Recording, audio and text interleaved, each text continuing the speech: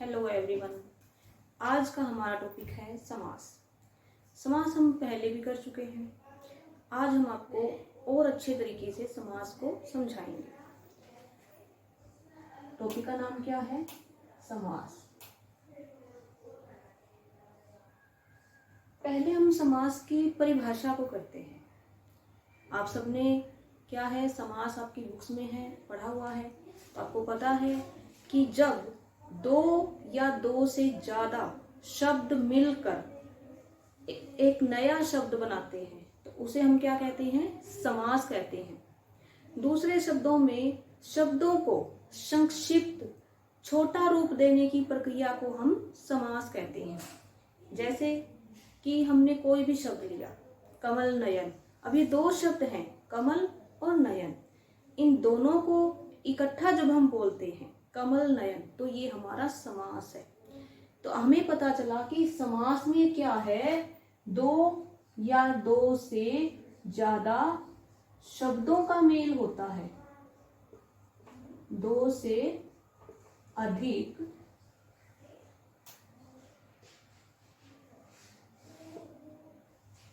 शब्दों का मेल।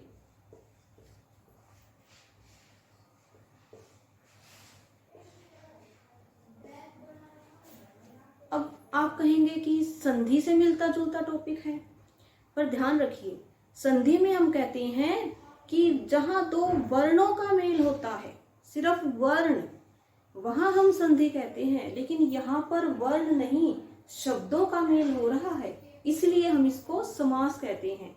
और जब हम इन दोनों शब्दों से एक नया शब्द बनाते हैं तो उसे हम क्या कहते हैं? समास कहते हैं। तो याद रखना है, संधि में वर्णों का मेल होता है, समास में शब्दों का मेल होता है। अब समास के भेद कितने हैं? आप सब ने अपनी बुक्स में क्या है, 6 भेद पढ़े हुए हैं, ठीक है। लेकिन समास के क्या है, 6 भेद नहीं होते हैं। अगर हम इनको प्रधानता के आधार पर देखें, जो हमारी बस पुराने समय से बुक्स चली आ रही हैं, हमारी केंद्रीय विद्यालयों में जो बुक लगाई जाती है, उनके अनुसार समास 4 प्रकार के होते हैं। पहला कौन सा है? अव्ययी भाव समास। अभी आप देखिएगा कि ये किस तरीके से है। दूसरा हमारे पास है तत्पुरुष समास, आपको पता भी है। तीसरा हमारे पास है द्विगु समास,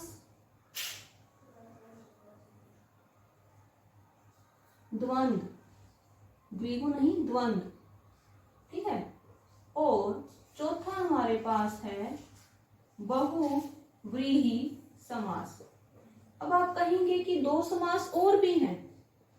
बिल्कुल है। एक आपका कर्मधारय समास है, ठीक है, और एक आपका क्या है, द्विगु समास है। लेकिन ये आपका समास का भेद काउंट नहीं होता है, ये आपका तत्पुरुष का भेद होता है। कैसे होता है? इनको क्या है, केंद्रीय विद्यालय ने प्रधानता के आधार पे माना है। समास का दूसरा नाम वो भी होता है प्रधान होना, कि जो शब्द प्रधान है उसके कारण भी हम इनको समास कहते हैं। तो अब जो अव्ययी भाव समास है, इसमें आपका पहला पद प्रधान होता है।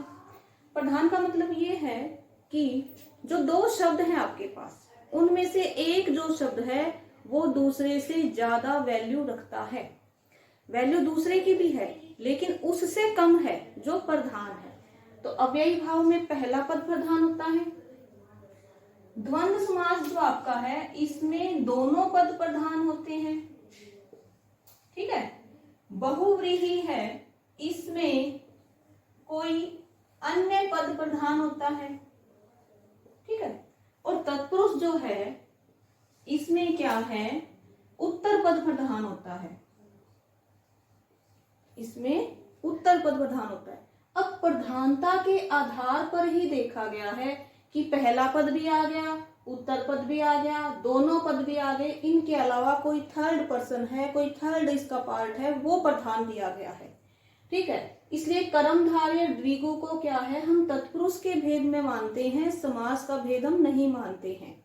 ठीक है, तो आज का हमारा टॉपिक था समास। फिर से देख लीजिए कि दो या दो से अधिक शब्दों का मेल जहां होता है उसे हम शब्द समास कहते हैं। और जो संधि होती है उसमें वर्णों का मेल होता है। जैसे हमारे वर्ण आपको पता है, स्वर, व्यंजन, ये सारे हमारे वर्ण होते हैं। ठीक है, समास में शब्द होता है। अब आप कोई भी दो शब्द मिला के देखिए, उसमें आपको समास जरूर मिलेगा। एक शब्द में समास नहीं होता, संधि होती है। दो या दो से ज्यादा आपको जहां शब्द दिखाई देंगे वहां आपको समास दिखाई देगा। ठीक है, अब नेक्स्ट क्लास में मैं आपको बताऊंगी कि इसमें पहला क्यों है, इसमें उत्तर, और किसी में कोई भी क्यों नहीं है, क्या रीजन है कि वहां पर एक भी पद प्रधान नहीं है। तो वो आपको हम जब अपनी नेक्स्ट क्लास करेंगे उसमें बताऊंगी। धन्यवाद।